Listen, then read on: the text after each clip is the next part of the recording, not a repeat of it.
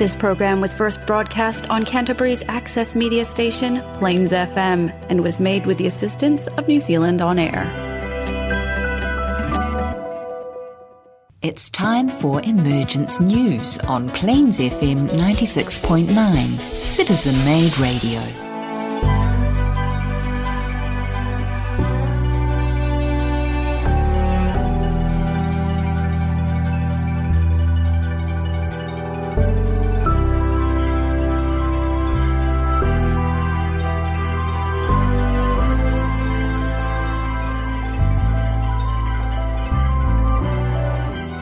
Namaste, kia ora, and welcome to Emergence News.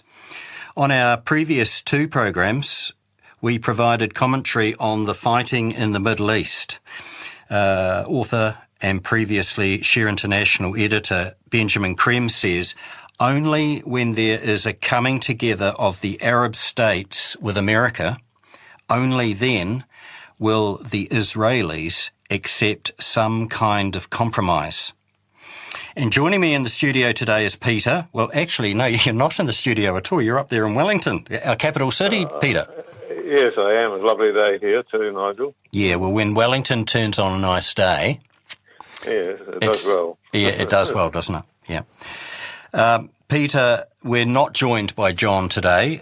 He's still struggling. To give you an update on his health, because we mentioned it last time, he had sore ribs. Well, he's he's in process of getting another chiropractor appointment at the moment. So let's hope he joins us next time we're in the studio. So, Peter, the Middle East crisis, would you agree with Creme's comment from 20 years ago? I think it was about 2002, 2003. He said, only when there is a coming together of the Arab states with America, only then will the Israelis accept some kind of compromise. Do you agree with that?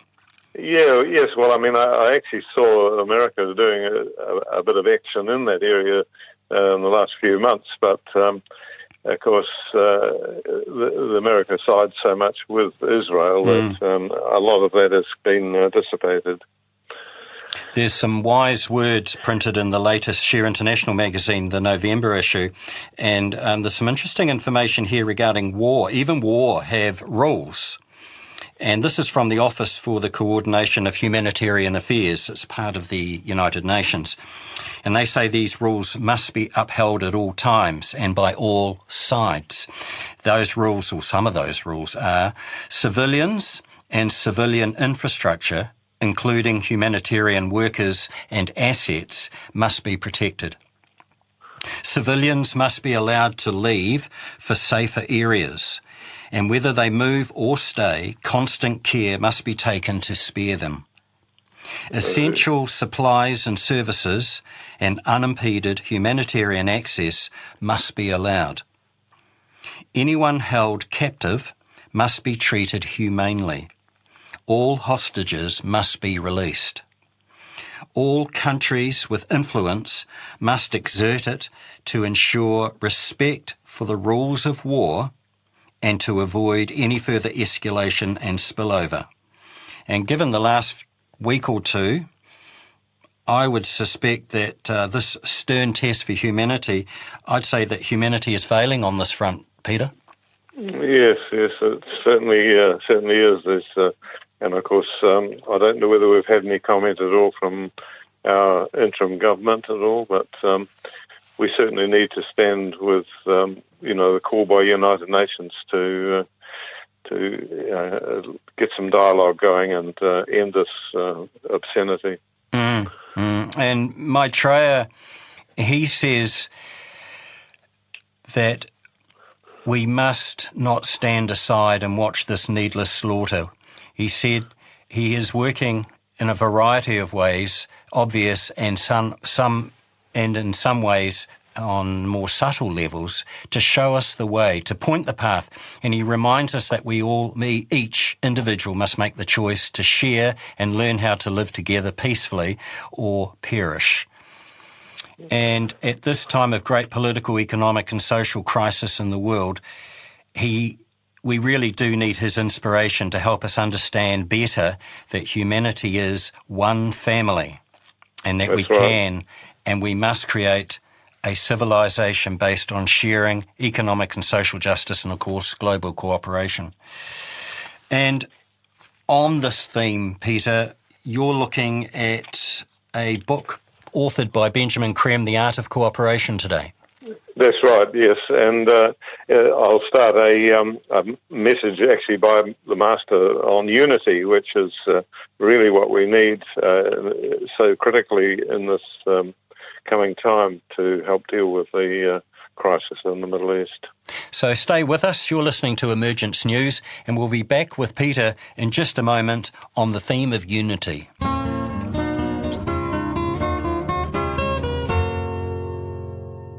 Unity by the Master through Benjamin Creme. Whenever men meet together in large groups, they adopt a different view of themselves and look at each other in a new way.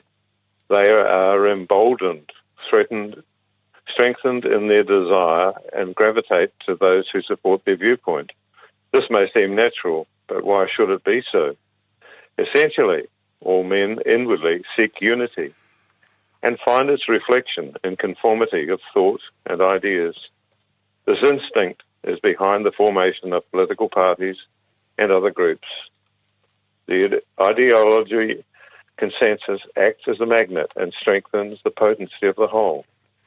Groups and parties founder when the inner unity is disturbed. Unity is a soul quality and essential for the cohesion of the group. Too great an emphasis on individuals and personality differences thus tends to weaken the unifying ties which hold the groups together. This principle can be seen at work in every branch of human activity. The rise and fall of parties, groups, and even of nations are conditioned by this law. Unity is strength, say men, and thus it is, for it is man's essential nature. Unity is not too difficult to attain in the earlier stages of the formation of a group, if the purposes of its inception is magnetic enough that alone can hold the group together. However, time brings differences and discontent. Strong and varied voices arise and seek to impose their will. If the desire for unity is lost, the group is threatened. The underlying purpose of all life is the creation of unity, thus expressing the interconnectedness of all atoms. For most men, cosmos is a collection of separate material bodies, infinitely large in distance, inertly obeying mechanical laws of matter. In reality, cosmos, space itself, is a living entity, the source of our being, our mother and father. As souls, we know this to be so, and seek to give expression to the fundamental unity of our nature. A group, therefore, loses this unity at its peril. Without such unity, it functions not as a group, but blindly, without purpose and cohesion, a disparate collection of attitudes and conditioning. Aquarius. We are entering the age of the group, Aquarius, and its energies can be lived and experienced only in group formation. The major quality of Aquarius, too, is synthesis. Its fusing and blending rays will impose themselves on the lives of all until gradually the higher alchemy achieves its beneficent purpose and the race of men are one. Thus will it be. Thus will men know the truth that unity is strength, the essential nature of our being, the purpose to which all men strive and to which all activities of men seek to give expression. When Maitreya himself emerges in the very near future, he will underline the need for unity in all our undertakings. He will show how essential it is that we find an identity of purpose as men and as nations in solving human problems, thus putting our potent individualities at the service of the group.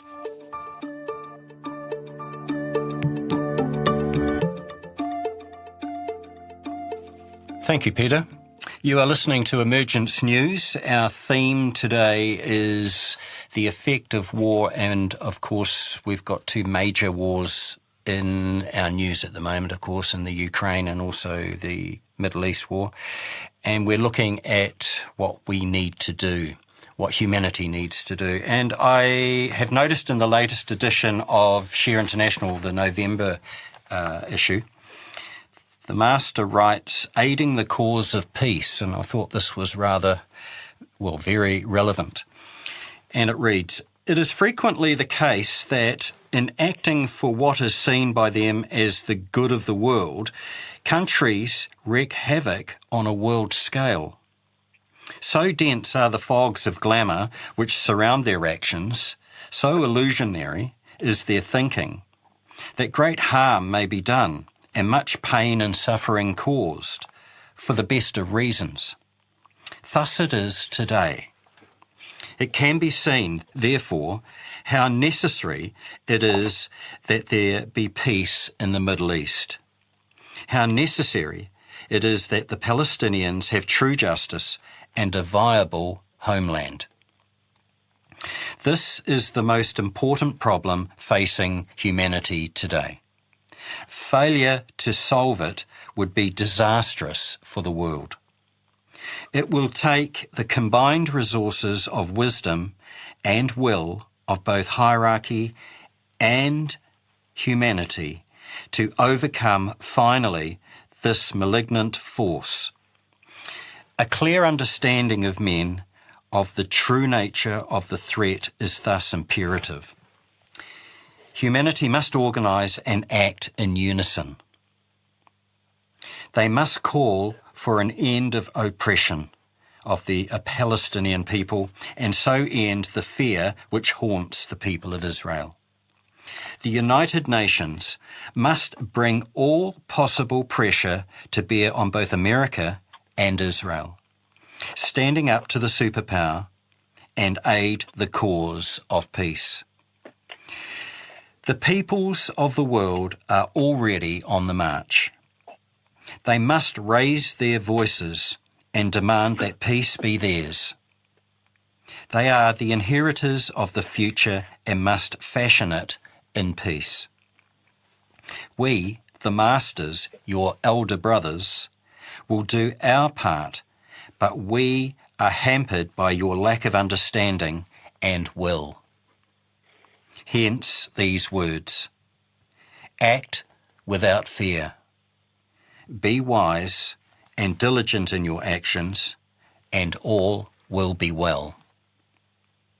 And that was first printed in Share International back in July-August 2003.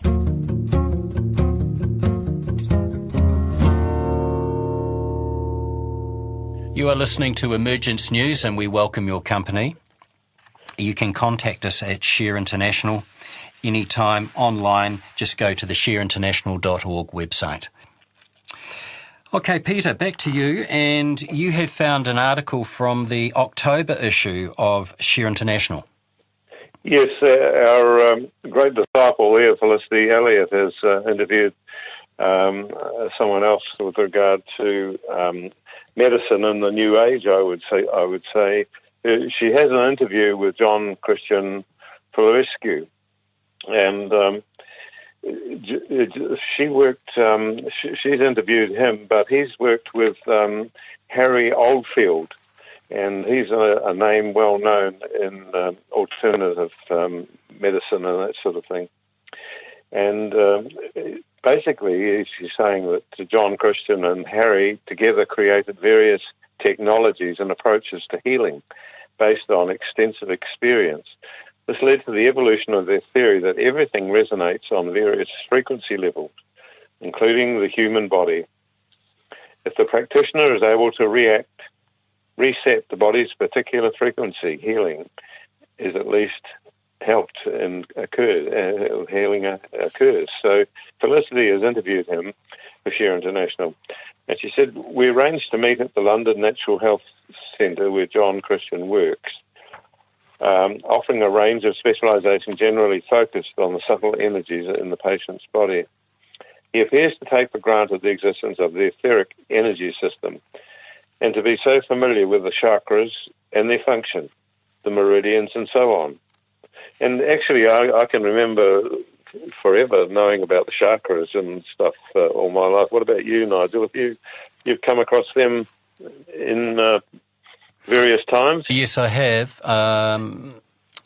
We have 7 major chakras: the crown, That's right. the ajna centre, the throat, mouth area, the heart, and then we've got the sacral and the base centre. But we've also got a number of chakras throughout the body. For example, there are a number of chakras in our hands. That's right. I think, in fact, there's an interesting number I came across recently, 365 chakras, and that's a very familiar number. Yeah, and they're all energy centres, aren't they? Yes, that's right. But having the exactly same number as the days in the year is sort of amazing. But anyway, he's obviously worked with these meridians and the chakras and these energies for most of his life. So he's not dismissive at all of mainstream medicine, but he's very much immersed in the alternative definition of human body health and healing. And the main thing he says, I'm looking at balancing the system, the body. The core instrument I use to do that is electrocrystal therapy, which was created and designed by Harry Oldfield. There are a number of other aspects I add to the mix, but it's primarily the ECT, the electrocrystal therapy, that balances the whole subtle frequencies within the energy field of the body. He takes it more or less for granted that if people are open to approaching him and asking for help, they may be skeptical but are willing at least to try his method of healing. To consider different understandings of our physical reality explains that when you look at a person or an object, what you're seeing is an outer form strung over and based on another subtle body, energy body, which is dynamic, changing constantly.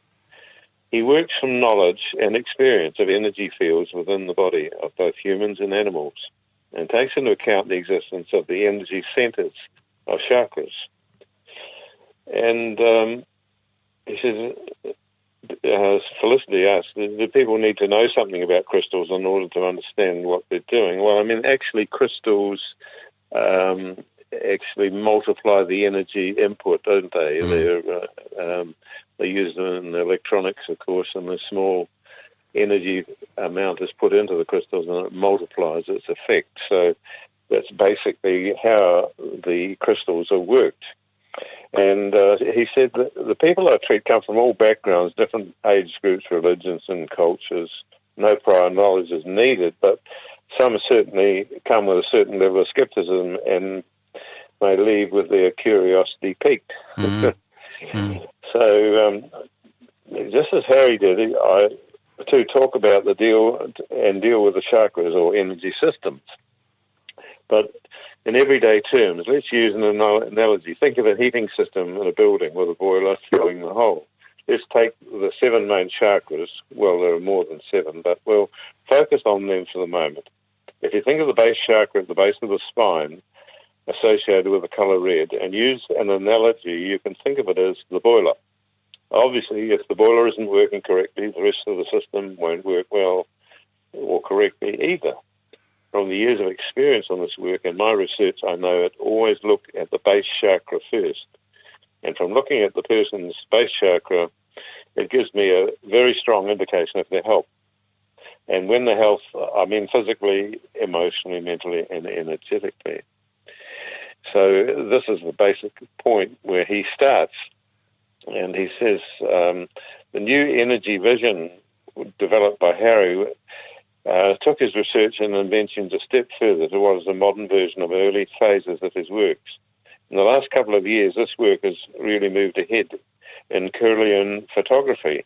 Electrons produce a 2-dimensional image on a photographic plate, and then experiments evolved into 3-dimensional.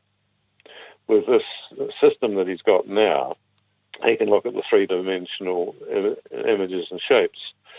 For example, human beings with their own energy fields, and not just in a flat 2-dimensional image.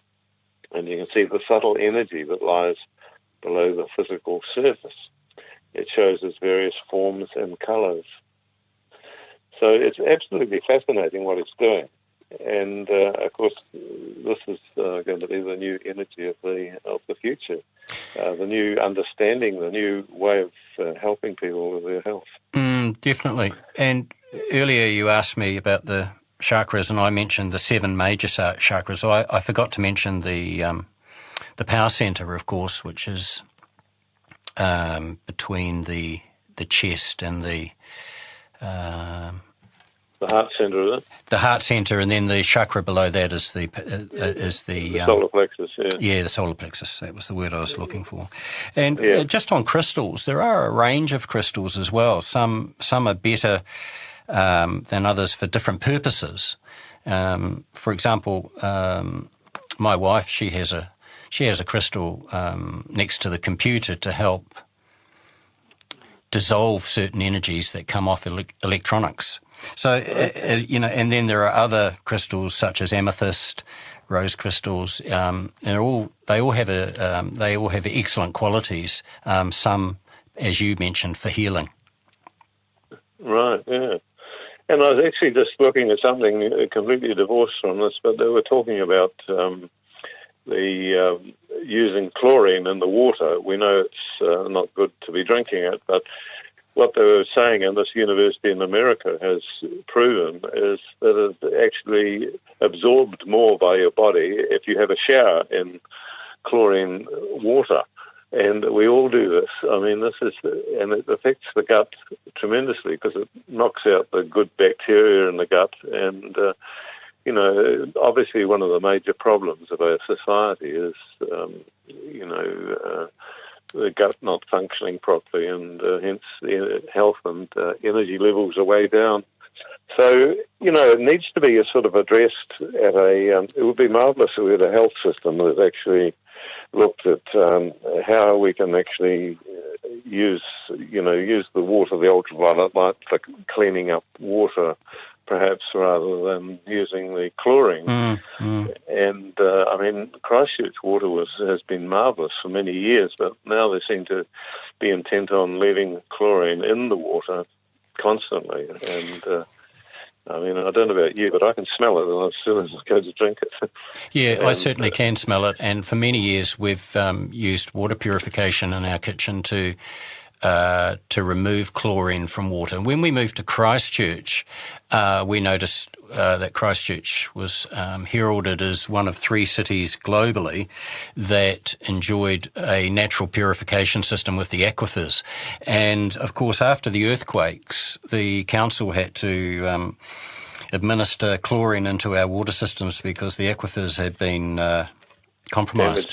Yeah, and so I know we went to Maitreya and got ourselves a shower filter, which took out the chlorine in the water before it hits, before the water hits the body. Well, that's what I was actually going to think. Where do we get one of these? And you've already done it. Yeah, marvellous. Yeah, we've been using them for several years, and we got onto it because my employer at the time, his son was having a skin reaction to all the chlorine in the water. He wasn't used to it.